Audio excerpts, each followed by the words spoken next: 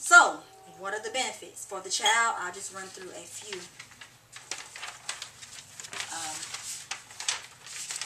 There are benefits for both the child and the parent. For the child, you will gain a greater sense of enjoyment about school and education. If you have one child that does not have parent involvement, no one who is visiting the classroom, no one who is holding them accountable for their homework, but you have one child that the parents are like, look, first thing that you do, you go to the table, finish your homework, and you're constantly telling them that, that they're smart and they can do anything they set their mind to. Which one do you think will enjoy school better or lifelong learning? You understand what I'm saying? So that child who had that parent involvement in that challenge will develop more self-confidence, will develop a greater expectation of themselves. They will be more determined. And Selden, I think this is what you see a lot. Kids that feel like they have no purpose, like they have nothing to offer. Absolutely. They don't have no ounce of determination of moving from where they are and working that thing in them. You understand what I'm saying? Absolutely. So parent involvement helps kids with their self-determination as well. Will be better adjusted to school and learning new things. Will begin to find out who they are and grow into what God created them to be. So, just like you said, by you being in a solid foundation, both of your parents doing the same thing, and they're both speaking life into you, that helped develop your identity in your purpose, and you felt confident in who you were. So, other thing is decreases peer pressure and negative influences. If the family is tight and you guys are in unity and you are instilling that now, then that will help with that.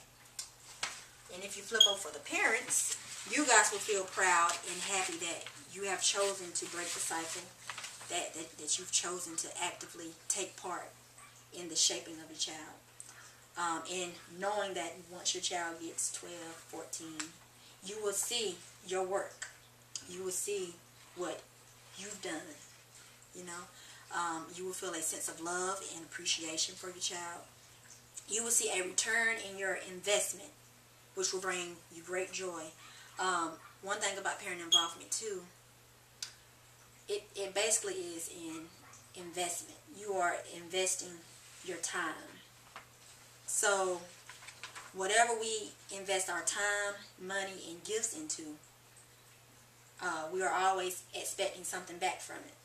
So, like I said, once you sit down and you come up with your goals, know that if you are investing in this, you already know that the outcome will be great. So, let's see what the notes I have here. So, you have to decide, do I want to reap life or do I want to reap death for my family? If I want life for my family, if I want my family to succeed and to be healthy, then I must invest time, money, love, all of that in that so that you can reap that back.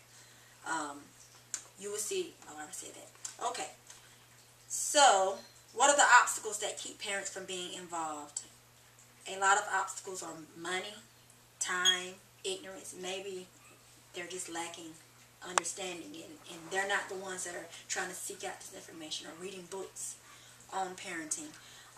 History, maybe it's just that they've learned it from their parents. Pride, fear, or selfishness. So those are the different obstacles that keep parents from not being involved. The type of things that we see in school, the type of things that you see. So once you understand the obstacles that parents are facing, then once the parent, watches you guys, and maybe one of them might come up to you and say, look, I am having a hard time doing this with my child. Then once you have been observing that child, then you can ask them about the certain obstacles that are keeping them from doing this, and that's a way for you to minister right there. If you understand where the problem is coming from.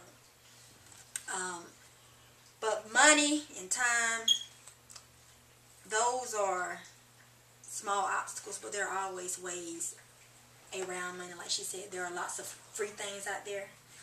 And if you don't have the money for a lot of stuff, then maybe we as black people need to save up just a little bit and get better control of finances versus spending $150 on Jordans. You can put that money towards the development of your child. You know, so some of these may be obstacles, but if we change our mind on a lot of these things, then parent involvement will be a lot more easier. So God's instruction. I know we're almost out of time. Here you go. I just want you guys to look at the scripture. If you turn to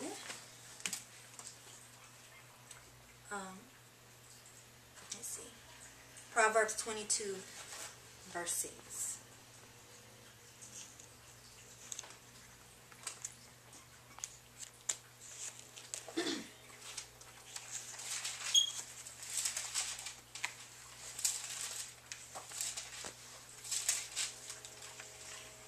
Verse 6. It says, train up a child in the way he should go, and when he is old, he will not depart from it. Now, if a child has not had that, if a child has not had this parent involvement or any kind of sense of family unity, then they have no kind of instruction. They have nothing to depart from except what they have learned where? In the world. So parent involvement, you taking out the time and being responsible and taking the responsibility of shaping your child, you are training them. And once you lay that foundation, then the word says that when he's old, he will not depart. That doesn't mean that sometimes they won't fall or, you know, make mistakes, but that means that when all this fails, they will hear your voice. They will hear God's voice, because hopefully you're teaching them about what God says, you know, and then they will always come back. You understand what I'm saying? So parent involvement is tremendous. And one more, guys. Deuteronomy 6, verse 7.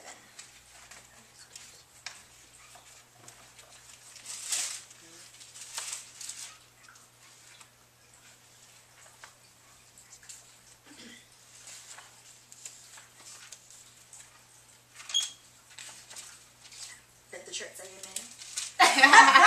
Hold on. Yay? Yeah. Okay. Amen. Okay, let's see. Deuteronomy 6, 7. And thou shalt teach them diligently, consistently, unto thy children, and shalt talk of them when thou sittest in thine house, when thou walkest by the way, when thou liest down, and when thou risest up. So this is talking about teaching children the commandments, teaching them all day long, having it posted up on your wall. So you're actively being involved. You're talking with them. You are not only talking to them, but you are living this thing. You are modeling this daily. And once you're doing this, like I said from the last scripture, then you're training your child. So, when can you start? Or if you've already started, how can you increase that more? Now, the past is the past, and the future is not promised. All we have is now. Any level of involvement. You may not be the one who likes art and want to go in there and help with art all the time. But if you can sacrifice one time, or, you know, just ever so often, if you can substitute that for coming in and having circle time, reading the book. But any level is valuable, and just start, you know, just start and continue to grow. And what you have to do is you have to humble yourself. You have to pray, seek the Lord for guidance, obey the Lord, gather information. And once we gather that, like what she was saying, once you gather that new information, you have to act on it and make a decision today.